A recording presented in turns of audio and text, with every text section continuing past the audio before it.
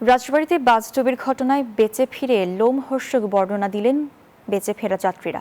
শত চেষ্টা করেও কেউ বাঁচাতে পারেননি সন্তানকে, আবার কেউ নিকট আত্মীয়দের। এখন পর্যন্ত ২৬ জনের মরদেহ উদ্ধার হয়েছে। বেঁচে ফেরা রাজীব নামের এক যুবক জানান, চালকের আসনে তার সহযোগী গাড়ির স্টিয়ারিংয়ে বসা ছিলেন। নাসিম মণ্ডলের ক্যামেরায় বিস্তারিত জানাচ্ছেন আরিফুল ইসলাম। পদ্মায় ডুবে যাওয়া বাস থেকে বেঁচে ফেরেন শাকিলা বেগম। ২ বছরের সাইবাকে বুকে নিয়ে ভেসে ওঠেন তিনি, কিন্তু বাঁচাতে পারেননি ৭ বছরের একমাত্র ছেলে সাবিতকে।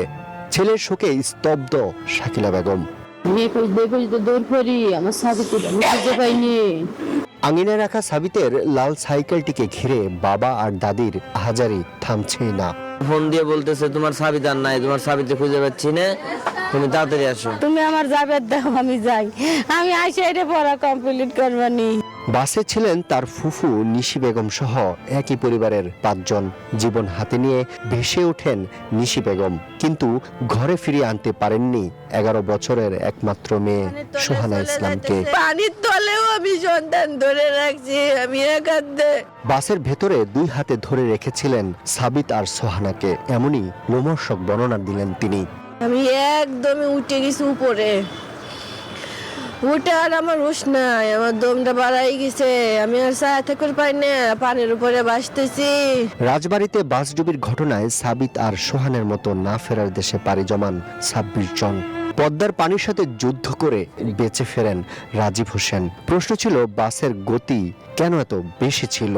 ড্রাইভারের কাছে অনুমতি ওইভাবে নেয় নেই, সে নিজে থেকে আর কি স্টার্ট করার পরে হচ্ছিল আপনি সে স্টার্ট যেই করছে তখন সে মানে আর কণ্ঠ গেলে রাখতে পারে না, ওখান থেকে একই স্পিড আর কি, একই স্পিড আপনার হচ্ছে যা নদীতে মানে ওই পল্টন সোজাসুজি নদীতে নামাই দিছে।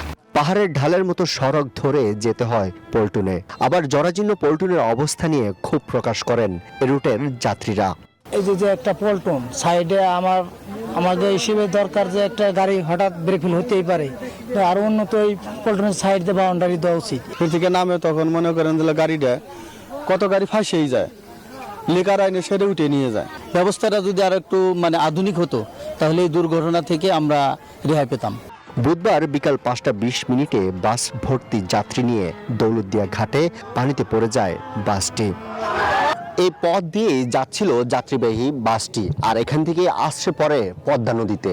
আর এই জরাজীর্ণ অবস্থায় বলে দিচ্ছে দৌলতদিয়া পাটুরিয়া ফেরি রুটে কতটা ঝুঁকি নিয়ে চলাফেরা করছেন এখানকার বাসিন্দারা। তারা বলছেন, যত দ্রুত সম্ভব এই অচল অবস্থা যদি নিরসন করা না যায়, সেক্ষেত্রে ভবিষ্যতে এই ধরনের দুর্ঘটনা আরও ঘটতে পারে।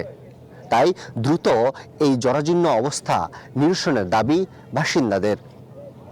দৌলতদিয়া ফেরিঘাট থেকে আরিফুল ইসলাম, নিউজ 24।